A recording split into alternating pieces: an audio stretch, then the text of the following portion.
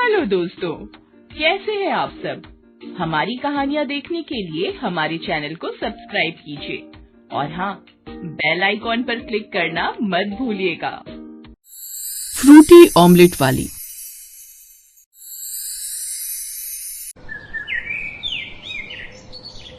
हमीरपुर गांव का गरीब उपेंद्र एक लाला की दुकान में मजदूरी किया करता था। एक रोज, उपेंद्र के बच्चे, अभी तक मेरा काम खत्म नहीं हुआ। मुझे जोरों की भूख लगी है। तू मेरा खाना लेकर कब आएगा? मालिक, खाना तो मैं पहले ही ले आया था, अभी परोस कर लाता हूँ। अबे कमबख्त, जब खाना ले ही आया था तो मुझे बताया क्यों नहीं? यहाँ भूख के मारे मेरे पेट में गुड़ गुड़ हो रही है। उपेंद्र प्लेट में खाना परोसकर लाला के सामने रख देता है और खुद भी खाना खाने के लिए घर चला जाता है। और अपनी पत्नी को आवाज देने पर भी उसकी पत्नी राधिका का जवाब नहीं आता। तभी उसके बच्चे रघु और अनु घर के अंदर आते हैं। बाबा, माँ तो घर में नहीं है। नहीं है तो कहाँ गई? कुछ बता कर नहीं गई, लेकिन बाबा हम दोनों को बहुत भूख लगी है। ये राधिका भी न जाने कहाँ चली गई। अब खाना कौन बनाएगा? ये सोचते हुए उपेंद्र चूल्हे के पास जाकर इधर उधर देखने लगता है तो उसे 2 अंडे दिखाई देते हैं। वो उन 2 अंडों का अपने बच्चों के लिए ऑमलेट बना देता है और दोनों बच्चों को खाने के लिए देता है। वाह बाबा, क्या मस्त ऑमलेट बनाया है। हाँ बाबा, मजा आ गया। बच्चों के लिए तो ऑमलेट बना दिया, लेकिन अपनी भूख का क्या करूं? वो ये सोच ही रहा था कि सर पर पानी से भरा मटका लिए राधिका घर पर आ जाती है। अरे, आप कब आए? मैंने तो खाना भी नहीं बनाया। आप बस 2 मिनट रुकिए, मैं अभी कुछ बना देती हूँ। मैं तो भूखा रह सकता हूँ राधिका, लेकिन बच्चे नहीं, इसीलिए मैंने उनके लिए ये ऑमलेट बना दिया। अब मैं चलता हूँ, दुकान पर लौटना होगा वरना मालिक गुस्सा करेंगे। अब शाम को ही आकर कुछ खाऊंगा। इस तरह वो बिना खाए ही घर से निकल जाता है। ऐसे दिन बीतता है। उपेंद्र गरीब जरूर था, लेकिन अपना काम बहुत ही ईमानदारी और मेहनत के साथ किया करता था। लेकिन लाला हमेशा उसे बिना बात के फटकार लगाया करता। ऐसे ही एक रोज जब उपेंद्र ट्रक से दुकान में सामान रखवा रहा होता है तो उससे आटे की बोरी गिर जाती। कोई काम ढंग से नहीं होता तुझसे। मालिक, गलती से हो गया, माफ करना। 2 कौड़ी के इंसान, एक तो गलती करता है, ऊपर से जुबान लड़ा रहा है। नालायक, निकल जा यहाँ से। कोई जरूरत नहीं है तेरी, निकल यहाँ से। मालिक, ऐसा मत करो, मैं बहुत गरीब हूँ। काम चला गया तो मेरे घर का खर्चा कहाँ से चलेगा मालिक? अच्छा, बड़ा प्यार है अपने परिवार से। अगर ऐसा है ना तो मेरे जूते पर गिरे थूक को तुझे चाटना होगा। बोल कर पाएगा ऐसा? ये सुनकर आजू बाजू और भी लोग इकट्ठे हो जाते हैं। उपेंद्र को अपनी बीवी बच्चों का होश आता है तो वो ये काम करने के लिए भी तैयार हो जाता है। लेकिन तभी राधिका वहाँ आ जाती है। रुक जाइए, ये क्या कर रहे हैं आप? इस घटिया इंसान के सामने सर झुकाने को तैयार हो गए। चलिए आप यहाँ से। ऐसे बेकार लोगों के लिए काम करके कोई फायदा नहीं है। हाँ हाँ, जाओ, मैं भी देखता हूँ कैसे पेट पालता है अपने परिवार का। राधिका उपेंद्र को लेकर घर आ जाती है। उस रोज उपेंद्र के दिमाग में वही सब चल रहा था। फिर अगले दिन, ये लीजिए, चाय पीजिए। राधिका, मैं तो ये सोचकर परेशान हूँ कि अब घर कैसे चलेगा। कई सालों से मैं लाला के यहाँ काम कर रहा था। लाला के पास नौकरी करते हुए मुझे 12 साल हो गए और आज ये सिला दिया उसने मुझे। वही मैं आपको समझाना चाहती हूँ कि नौकरी में कुछ नहीं रखा। अब हम खुद का कोई काम शुरू करेंगे। अपना काम मतलब? लेकिन क्या? देखिए, आप जानते हैं कि मैं बहुत अच्छी ऑमलेट बना लेती हूँ, तो क्यों ना हम दोनों ऑमलेट बनाकर बेचें। क्या पता ये काम चल जाए, उससे कुछ पैसों की कमाई तो होगी। लेकिन अपने गांव में तो पहले ही एक ऑमलेट वाला ठेला लेकर आता है दूसरे गांव से। हाँ, तो हम कुछ अलग तरह का ऑमलेट बनाकर बेचेंगे। हाँ माँ, उस दिन तुमने जो फ्रूटी ऑमलेट बनाया था ना, वैसा बनाकर बेचो। सच में मजा आ गया था। अरे लेकिन तुम करने क्या वाली हो? अभी बताती हूँ। अनु बेटी, वो फल तो ला जो कल तेरे मामा देकर गए थे। और रघु, ये ले 10 रुपए और सामने वाली दुकान से एक फ्रूटी ले आ। फ्रूट काटती है, फिर अंडों का ऑमलेट बनाती है, ऊपर से मीठी उसमें फ्रूटी डालती है और उन्हें लेकर बाहर आ जाती है और सबसे पहले उपेंद्र को खाने को देती है। उपेंद्र जैसे ही उसे मुंह में डालता है तो आंखें बंद करके उसके स्वाद में खो जाता है। राधिका, ये तो बड़ा ही कमाल का बना है, मजा आ गया। इससे अच्छी चीज मैंने आज तक नहीं खाई। क्या बोलते हो, कल से काम शुरू करें? राधिका की ये बात सुनकर उपेंद्र के दिमाग की बत्ती जलती है और अगले दिन से राधिका के साथ उसके घर के बाहर ही ऑमलेट बनाकर बेचना शुरू कर देते हैं। आइए आइए, ऑमलेट खाइए। आइए, गर्मा गर्म फ्रूटी ऑमलेट खाइए। फ्रूटी ऑमलेट का नाम सुनकर कुछ देर बाद उसके पास एक ग्राहक आता है। फ्रूटी ऑमलेट, पहली बार सुन रहा हूँ ये नाम तो। जरा लगा दो 1 प्लेट। जी बस अभी लगाता हूँ। राधिका, जल्दी से बना दो। उस ऑमलेट को खाने के बाद वो आदमी डकार लेते हुए कहता है, वाह भाई, मजा आ गया ये ऑमलेट खाकर। तो मैं अपनी बीवी के हाथ के ऑमलेट का स्वाद ही भूल गया। बहुत बहुत शुक्रिया आपका। उसके फ्रूटी ऑमलेट खाने के लिए लोगों की संख्या बढ़ने लगती है, जिससे उनकी खूब अच्छी आमदनी होने लगती है। कुछ समय बाद उधर एक रोज एक आदमी लाला की दुकान पर सामान लेने आता है। क्यों अंडे खाना छोड़ूंगा? वो अंडे के ऑमलेट की दुकान खुली है ना, वहाँ स्वादिष्ट फ्रूटी ऑमलेट मिलता है। तो बस जब खाने का मन होता है वहीं जाकर खा लेता हूँ। फ्रूटी ऑमलेट की दुकान वो अपने गांव में किसने खोल ली? वैसे नाम तो कभी पूछा नहीं, लेकिन क्या मजेदार ऑमलेट बनाता है वो। मैं तो कहता हूँ एक बार आप भी खाकर देख लो। अच्छा, अब मैं चलता हूँ। अब वो आदमी सामान लेकर वहाँ से चला जाता है, लेकिन उसकी बातें लाला के दिमाग में घूमती रहती हैं। तभी वहाँ लाला आता है और दुकान पर उपेंद्र और राधिका को देखकर हैरान रह जाता है। अच्छा, तो तुमने खोली है ये दुकान? और कौन दिख रहा है लाला तुम्हें यहाँ? जबान तो तुम्हारी अब भी बहुत चलती है। खैर, अब आया हूँ तो चक्कर देख ही लेता हूँ तुम्हारा ये फ्रूटी ऑमलेट। हाँ, और लोगों का भी आना शुरू हो जाता है। लाला इतनी भीड़ को देखकर हैरान रह जाता है। इसने फ्रूटी ऑमलेट का काम खोलकर बहुत तरक्की कर ली है और इसकी कमाई भी बहुत होती होगी। ऐसा ही रहा तो कुछ ही समय में ये गरीब मुझसे भी अमीर हो जाएगा। इसका कुछ तो करना होगा। रात को लाला हाथ में मशाल लेकर उनकी दुकान चलाने आता है, लेकिन तभी उसके पीछे एक कुत्ता पड़ जाता है और डर के मारे मशाल उसके हाथ से छूटकर जमीन पर गिर पड़ती है। बचाओ बचाओ, कोई बचाओ। उसकी आवाज सुनकर सभी लोग अपने घरों से निकल आते हैं। मैं तो इसकी दुकान चलाने निकला था, लेकिन पहले मुझे काम से निकाला और अब मेरी दुकान को चलाने की कोशिश की, लेकिन आपकी करनी का फल आपको ही मिल गया। तू सही कह रहा है उपेंद्र। मैं जलन की भावना में अंधा होकर तुझे नुकसान पहुंचाने आया था, लेकिन मेरा ही नुकसान हो गया। मुझे माफ कर दे। फिर लाला सभी लोगों के सामने अपना जुर्म तो कबूल करता है, साथ ही राधिका और उपेंद्र से माफी भी मांगता है। उपेंद्र का दिल बहुत साफ था और कभी उसने लाला के यहाँ काम भी किया था। ये सोचकर वो उसे माफ कर देता है।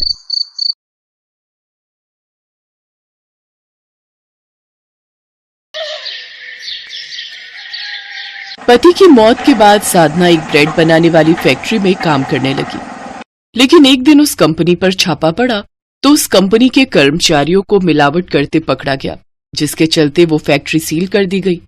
साधना बेरोजगार हो गई। उसके ऊपर 2 बेटियों की जिम्मेदारी थी। साधना रोने लगी। हे भगवान, अब मैं क्या करूंगी? उसकी 18 साल की बड़ी बेटी सोनम बोली, माँ, फैक्ट्री बंद हुई इसका मतलब ये नहीं कि रोजगार के सारे रास्ते बंद हो गए। कुछ ही समय बाद मेरी 12वीं पूरी हो जाएगी, फिर मैं कोई ना कोई नौकरी ढूंढ लूंगी। तभी छोटी बेटी रिशु बोली, माँ, अब परेशान मत हो। अब मैं फ्रिज से मैंगो कुल्फी लाती हूँ, फिर ठंडी ठंडी कुल्फी खाकर सारे गम दूर भगाएंगे। तीनों ने ही ठंडी ठंडी मैंगो कुल्फी खाई। कुल्फी खाते हुए साधना की आंखें भर आईं। तुम्हारे बाबा गर्मियां आते ही मुझसे ये आम वाली कुल्फी बनाने की फरमाइश करते थे, इसीलिए वो सेकंड हैंड फ्रिज ले आए थे। अगर आज वो होते तो। माँ, बाबा ही नहीं बल्कि जब भी कोई रिश्तेदार गर्मियों में हमारे घर आता तो वो भी यही बनाने की जिद करता। आपके हाथों में तो कमाल का जादू है। क्या स्वादिष्ट मैंगो कुल्फी बनाती हैं आप। वैसे माँ, आप यही काम क्यों नहीं शुरू कर लेती? बाहर गर्मी ज्यादा है, लोगों को ये बड़ी राहत देगी। लेकिन बेटी, आम तो हमें अपने खेत के पेड़ से मिल जाएंगे, लेकिन इसके लिए दूध, सांचे और भी कई चीजों की जरूरत पड़ेगी। वैसे भी मेरे पास ना के बराबर पैसे बचे हैं। माँ, मुझे वजीफे में जो पैसे मिले हैं ना, आप उनसे ही सामान खरीद लो। नहीं बेटी, वो तुम्हारे पैसे हैं और बेटी के पैसे खाना पाप होता है। माँ, इन पैसों से जो कमाई होगी वो भी तो आप हमारे लिए ही कमाओगी ना। तो चलो, अब ज्यादा मत सोचो और बाजार से चलकर सामान ले आते हैं। वो दोनों बाजार सामान लेने चले जाते हैं। फिर अगले दिन से ही साधना मैंगो कुल्फी बनाकर बेचने लगती है। वो एक सड़क किनारे बैठकर आवाज लगाने लगी, मैंगो कुल्फी ले लो, मैंगो कुल्फी, ठंडी ठंडी मैंगो कुल्फी, दिमाग को और शरीर को ठंडी रखने वाली कुल्फी। वहां से कई ग्राहक गुजरे, जिन सब की सोच अलग अलग थी। चलो ना पापा, कुल्फी खाते हैं। अरे नहीं नहीं, सड़क किनारे बैठकर बेच रही है, न जाने कैसी खराब कुल्फी होगी। तू आगे चल, मैं तुझे बढ़िया दुकान से कुल्फी दिलवाता हूँ। ये कहकर वो ग्राहक वहां से चले गए। तभी दूसरा ग्राहक वहां आया, मैंगो कुल्फी ले लो, मैंगो कुल्फी। अरे बेचारी कितनी कड़ी धूप में सड़क किनारे बैठकर कुल्फी बेच रही है। अब चलो इससे 2 कुल्फी ले लेते हैं। हाँ, चलो चलो। वो दोनों साधना के पास आए और उन्होंने उससे 10-10 रुपए में 2 मैंगो कुल्फी खरीदी और खाते ही कहने लगे, अरे वाह, ये कुल्फी है या रसीला आम? क्या स्वाद है, बड़ी ही कमाल की कुल्फी है। ऐसा करो, एक एक और दे दो। हाँ हाँ जरूर साहब, एक बार मेरे हाथ की बनी मैंगो कुल्फी खाओगे तो उसका स्वाद कभी नहीं भूलोगे। पहले ही दिन साधना की अच्छी कमाई हुई। उसने घर आकर अपनी बेटियों को ये बात बताई। माँ, ये तो बहुत अच्छी बात है। अब तो आपको अपना काम और बढ़ाना होगा, और कल मेरी छुट्टी है तो मैं भी आपके साथ ही चलूंगी। ठीक है मेरी बच्ची। अगले दिन सोनम भी उसके साथ काम पर गई। अब सोनम आवाज लगाती और साधना सबको कुल्फी देती। तभी उस सड़क किनारे से एक सेठ गुजर रहा था। उसने पूछा, बेटी, कितने में दे रही हो मैंगो कुल्फी? 10 रुपए की है सेठ जी। बोलो कितनी लगा दूं? बेटी, तुम मेरे पेट पर मत जाओ, ये तो पहले से ही निकला है। अच्छा, फिर भी तुम कहती हो तो एक लगा दो, क्योंकि आम तो मेरे पसंदीदा है, मैं इसके बिना नहीं रह सकता। सेठ वो मैंगो कुल्फी खाकर हैरान रह गया। वाह बहन जी, क्या शानदार मैंगो कुल्फी बनाती हो तुम, लेकिन फिर यूं सड़क किनारे बैठकर बेच रही हो। साहब, कहीं बैठकर तो गुजारा करना होगा ना। ठेले या दुकान के लिए अभी पैसे नहीं हैं।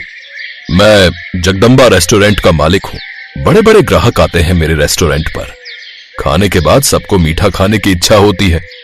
अगर तुम चाहो तो वहां बैठकर कुल्फी बेच सकती हो। यहाँ 10 की बेचती हो, वहां 30 की बेचना, अच्छा मुनाफा कमाओगी। लेकिन अगर तुम्हें कोई ऐतराज ना हो तो। नहीं नहीं साहब, मुझ गरीब को क्या ऐतराज होगा। पति की मौत के बाद घर की जिम्मेदारी मेरे ही ऊपर है। बेटी पुलिस अफसर बनना चाहती है, इसीलिए उसके लिए ही इतनी मेहनत कर रही हूँ। ये सुनकर सेठ बड़ा खुश हुआ। उसने सोनम के सर पर हाथ रखकर उसे खूब आशीर्वाद दिया। अगले दिन से साधना उस रेस्टोरेंट के बाहर पहुंची जहां रंग बिरंगा साफ सुथरे ठेले का इंतजाम सेठ ने साधना के लिए कर दिया था। साधना उसमें 30 रुपए की मैंगो कुल्फी बेचने लगी, जिससे उसकी बिक्री 3 गुना बढ़ गई। अब उसके ठेले पर लोगों की खूब भीड़ रहती। आसपास के आइसक्रीम वाले उससे जलने लगे। एक ठेले वाला बोला, पता नहीं ये औरत क्या मिलाती है अपने मैंगो कुल्फी में, है जो लोगों की भीड़ इसके आसपास ही लगी रहती है। हमारे पास तरह तरह की कुल्फी है, लेकिन फिर भी लोग इसी के पास जाते हैं। तू ठीक कहता भाई, कुछ ना कुछ तो करना ही पड़ेगा इसका। अगले दिन उन्होंने उस पर नजर रखनी शुरू कर दी। फिर जिससे वो दूध लेती है, उस दूध वाले को पैसे देकर उसके दूध में एक दवाई मिला दी, जिससे साधना ने जब उसकी मैंगो कुल्फी बनाकर लोगों को बेची तो उससे उनकी तबीयत खराब होने लगी और सबको उल्टियां होने लगी। अरे ऐसा क्या मिलाया है इस मैंगो कुल्फी में भाई, हम सबको उल्टियां होने लगी? पता नहीं साहब, मेरी तो कुछ समझ में नहीं आ रहा। मैं तो हमेशा यहाँ मैंगो कुल्फी बेचती हूँ।